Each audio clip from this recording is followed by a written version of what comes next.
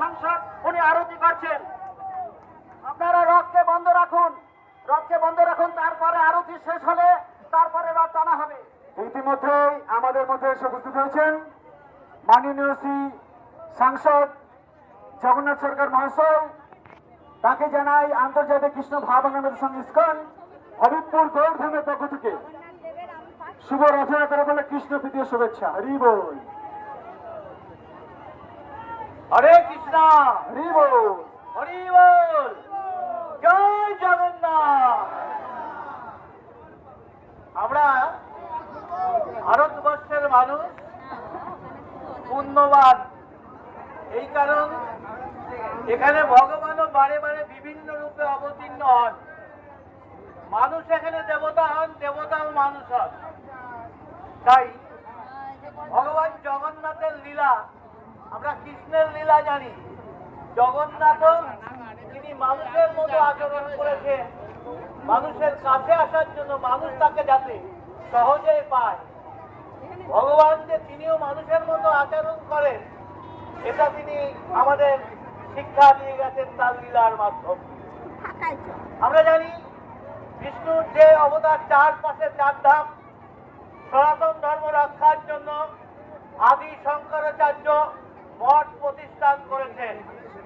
আমরা জানি বদ্রী নারায়ণ উঁচু জায়গায় পাহাড়ি এলাকায় অবতীর্ণ হয়েছেন, হয়ে কি করে আমরা দেখি কোথায় পরিশ্রম থেকে আসে স্নান করি, এখানে ভগবানকে বিষ্ণুকে স্নান করানো হয়। ঘন্টায় ঘন্টায় তাকে স্নানের ব্যবস্থা করতে হয়, আর স্নানের পর কি করে পোশাক পরিবর্তন করে। ওখান থেকে চলে গেলেন ভারতবর্ষের একদম পশ্চিম প্রান্তে দ্বারকায়, ওখানে ভগবান তাকে পোশাক পরিবর্তন করা হয়, আর ঘন্টায় ঘন্টায় তাকে পোশাক পরানো হয়, নতুন পোশাক। আর পোশাকের পর স্নান, পোশাক আমাদের খিদে পায়, দেখুন মানুষের মতো তার আচার আচরণ। আর তিনি কি করেন ওখানে পুরীতে, একদম পুরীতে, সেখানে তিনি প্রতি ঘন্টায় অন্ন গ্রহণ করেন, ভোগ অন্ন প্রসাদ 56 ব্যঞ্জনে তিনি গ্রহণ করেন। অর্থাৎ মানুষ যা যা করে, আর খাওয়া দাওয়ার পর আমাদের বিশ্রামের প্রয়োজন হয়। তিনি চলে গেলেন একদম দক্ষিণে শৃঙ্গেরিতে, ওখানে ভগবান শুয়ে থাকেন, তাকে ঘুম পাড়ানো হয়, আর ওখানে শিব জাগ্রত, শিব তাকে পাহারা দেন। এ হচ্ছে পবিত্র ভারত ভূমি। তাই ভারতের আমরা বাসিন্দা, ভারতবর্ষের কৃষ্টি কালচার আমাদেরকে বিশ্বের মানুষের কাছে আলাদাভাবে একটা পরিচয় দিয়েছে। তাই আমরা দেবভূমির মানুষ, ভগবান এখানে বারে বারে অবতীর্ণ হন। তাই আমরা দেখছি জগন্নাথ রথের আগে কি করেন, স্নান করেন। স্নান করলে ঠান্ডা লেগে যায়, সর্দি জ্বর হয়, আর তখন তাকে বিশ্রাম রাখা হয়, পরিচর্যা হয়, তারপর তিনি সুস্থ হন। সুস্থ হয়ে হাওয়া পরিবর্তনের জন্য ভাই বোন, দাদা বোনকে সঙ্গে নিয়ে মাসির বাড়িতে বেড়াতে যাচ্ছেন, আর মাসির বাড়ি গিয়ে 1 সপ্তাহ কাল থেকে আবার বাড়িতে যাচ্ছেন। এই যে তার লীলা, ভগবান জগন্নাথের লীলা। তাই জগন্নাথ এমন একজন দেবতা, সাধারণ মানুষের মধ্যে পিছিয়ে পড়া মানুষের দেবতা। তাই সমস্ত জাতপাত তিনি একদম নির্মূল করে দিয়েছেন।